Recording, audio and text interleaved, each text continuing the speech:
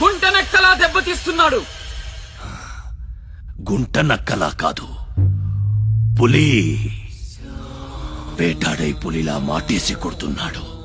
అడవిలో పులిని పట్టుకోవాలంటే మేక గొంతు కోసి ఎరేయాలి. ఆ నెత్తురు వాసనకి పులి మాటొదిలి బయటకు వస్తుంది. అప్పుడు గుంటేసి కొడితే గుంటికాయ పగిలిపోవాలి. అది అలా అలా చంపాలి. కానీ ఎరేది? అదే మేకేది? నువ్వేరా ఆ మేకవి. రాస్బిహారీ, ఏంటిది?